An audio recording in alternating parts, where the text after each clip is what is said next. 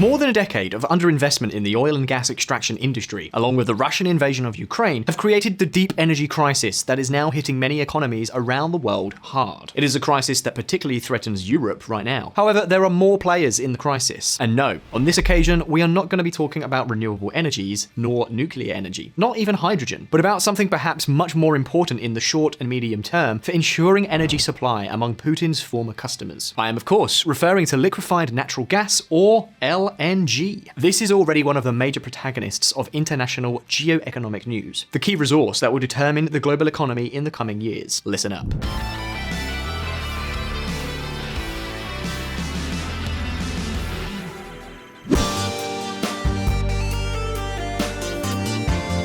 Liquefied natural gas is basically gas in a liquefied state. This is achieved through a process called liquefaction, in which the extracted gas is cooled to about 160 degrees Celsius below zero.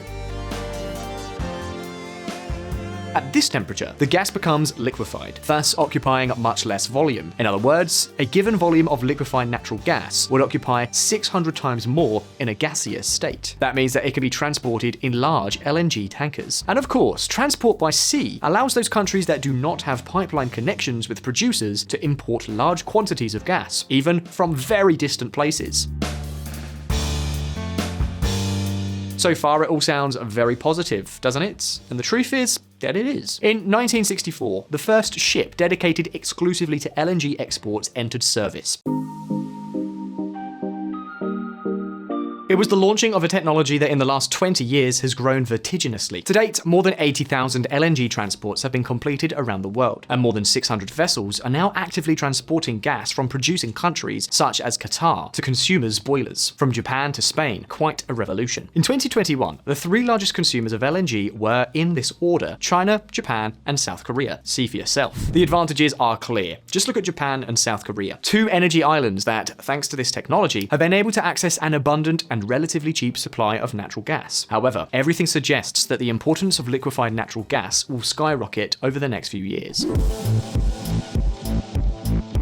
Why? Well, you see, approximately 40% of all gas consumed in Europe came directly through pipelines through Russia. This gas came in such large quantities and at such low prices that European countries became hugely dependent until now. The war in Ukraine has changed absolutely everything. And it's not just about the war. Putin's Russia has shown itself to be an unreliable partner, and that in energy terms changes everything. Whatever happens, no European country will be willing to become so dependent on Russia again. The problem is that so far, the necessary infrastructure has not been built to replace this country. Naturally, when you're getting gas so cheap, why invest in expensive gas infrastructure such as regasification plants?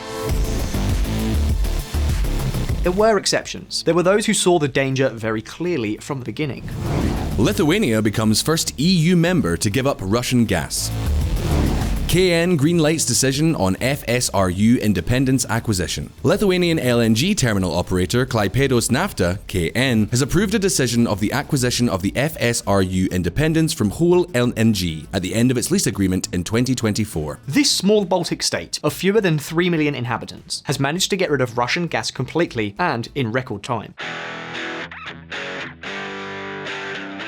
It did so by commissioning the Independence Floating Regasification Plant in 2014. It did so precisely in order, if necessary, to be able to do without Russia. In addition, this infrastructure is allowing the Baltic country to export regasified LNG to Latvia, Estonia, and Finland. By the way, do you know where most of the gas that is processed in this plant comes from? Exactly, from the United States. And we will see in a moment that this point is key. In any case, the question you're likely wondering is, how on earth is it possible that a small country like Lithuania bet on having alternatives to Russia way back in 2014 and thus guaranteed its energy security, while others like Germany did absolutely nothing? Maybe these headlines have something to do with it. Russian spies suspected of infiltrating German government, according to report. The domestic intelligence service is said to be investigating 2 officials who work on energy supply. Be that as it may, all that has now changed. The war in Ukraine, the sanctions, the Kremlin's energy blackmail. All this is forcing Europe to look for alternatives to Russia. And as the neighbors that are able to supply gas through pipelines, such as Algeria, Azerbaijan, or even Israel, are not enough to replace Russia, now 3 little letters are being heard in all corners of the old continent. LNG. But obviously, for Europe to start using LNG in large quantities, 4 things are needed. First, sufficient gas production. Second, liquefying plants at source. Third, available LNG carriers. And 4, sufficient regasification plants at the destination. This is basically the liquefied natural gas supply chain. And as Central Europe is in short supply, we are almost certain to see major investments in the coming months and years. Ukraine war puts plans for German LNG terminals back on the table. Europe's dash for new LNG import infrastructure picks up pace. For the time being, and despite all the limitations, LNG imports are breaking records.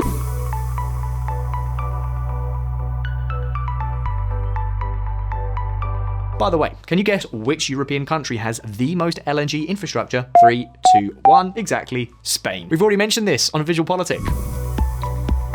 Look at this map. On it, we can see the European network. And as you can see, Spain is by far the country with the most regasification plants in operation. Spain alone has no less than 27% of all the regasification capacity in Europe and more than a third of the current storage capacity. However, in 2021, Spain barely used around 30% of all this capacity. In other words, the surplus for being able to supply Europe would be quite large. However, there is a problem. Spain is virtually an energy island. There is only one gas pipeline crossing France, and its capacity is very limited. And to make matters worse, the French want nothing to do with this option. Germany's Olaf Scholz proposes gas pipeline linking Spain and Portugal with Europe. Spain says gas pipeline to France possible in 8 to 9 months.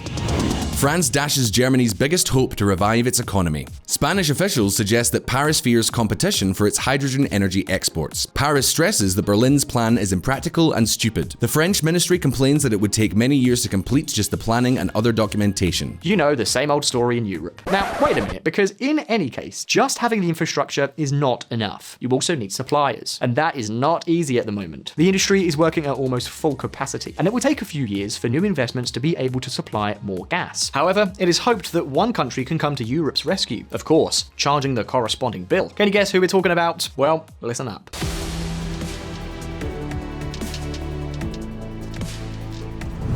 The United States, Europe's last hope.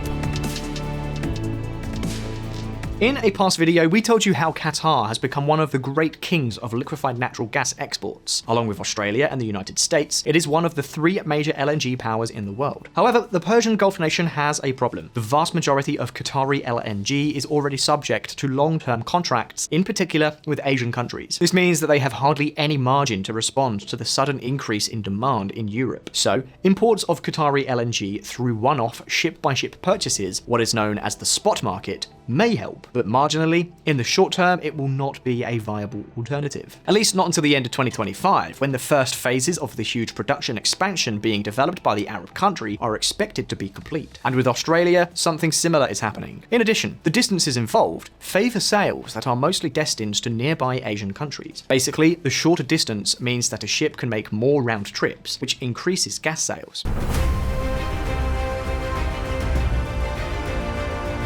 However, the situation in the United States is very different. In this case, its spot market has more margin, among other reasons because the North American power has huge, gigantic, enormous quantities of gas, which, until a few years ago, it did not export. Now, however, they are getting ready to do so. It promises to be a multi-million-dollar business. Take another look at the graph that we were showing you a moment ago. Have you seen how exports from the United States are growing? Well, this is where Europe's great hope lies.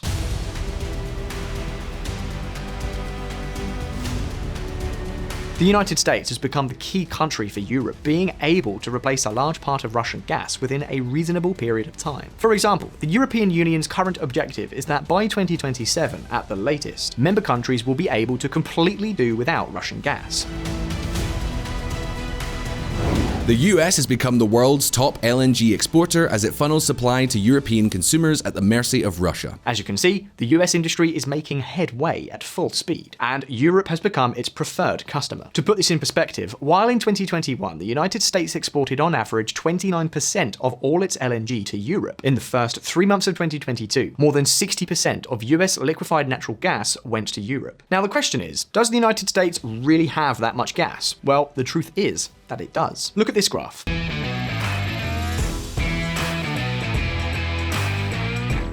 What you are looking at is the US natural gas production. As you can see, production, which is at record highs, has skyrocketed in the last 15 years, thanks to a technology that changed everything: fracking. In fact, shale gas, which is what gas produced by fracking is known as, accounted for around 79% of all gas produced in the United States in 2021. Enormous growth in gas production has led to production far exceeding consumption, which now allows them to export gas in large quantities. As we've told you in the past here on VisualPolitik, fracking technology has been a real turning point.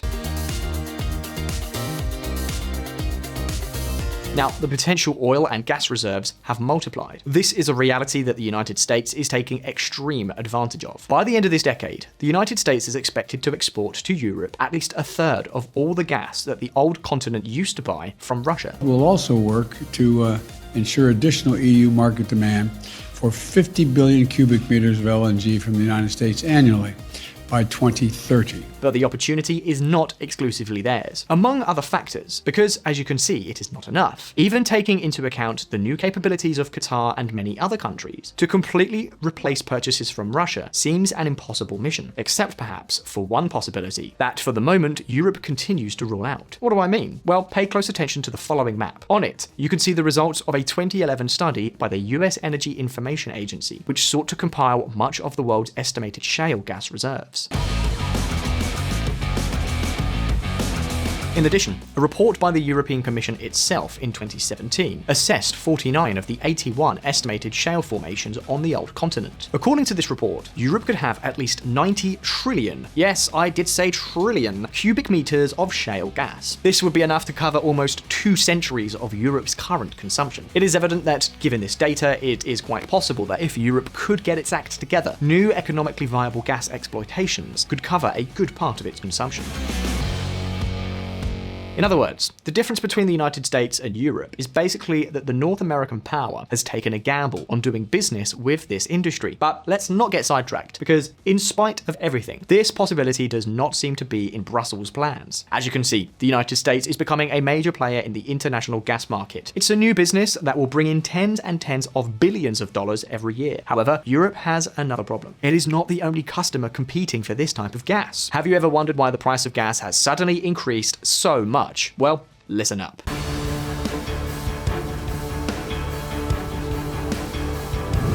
The Gas War. The war in Ukraine and the European sanctions on Russian gas have not only sent gas prices soaring, they have also shaken the very foundations of the market. You see, countries such as South Korea and Japan that have been betting the most on liquefied natural gas for years have done so because until now, it was a relatively stable and not very volatile source of supply. A reliable and predictable market with few jumps in prices, which ensured a secure and constant supply. However, all of that has now gone out of the window. It no longer exists. At the time of making this video, the LNG market is as close to a bazaar as you can imagine. We are talking about a market in which the highest bidder takes all. And given the scarcity that exists, it's fair to say that every now and then we see real slaps in the face. You see, although long-term contracts are respected, there is a part of the demand that is covered by the spot market, that is, buying shipload by shipload. And right now, this particular market is totally out of control. In fact, there are low-income countries that run the risk of running out of gas, basically because they cannot afford to pay for it. South Asia buyers again sidelined by high LNG spot prices. To give you an example of what this means, there are many cases of ships already loaded with LNG and sailing to Asia that suddenly changed course for Europe simply because a buyer is offering to pay more. This happens especially with cargoes coming from the United States and Australia, which are governed by the so-called free on-board system. In this case, the middleman who buys the gas is the owner of this resource from the very moment the ships are loaded. So during the time that it takes to reach port, they continue to negotiate in search search of a higher bidder. The fact is that this has unleashed a huge bidding war between Europe and Asia, which naturally has contributed to skyrocketing prices.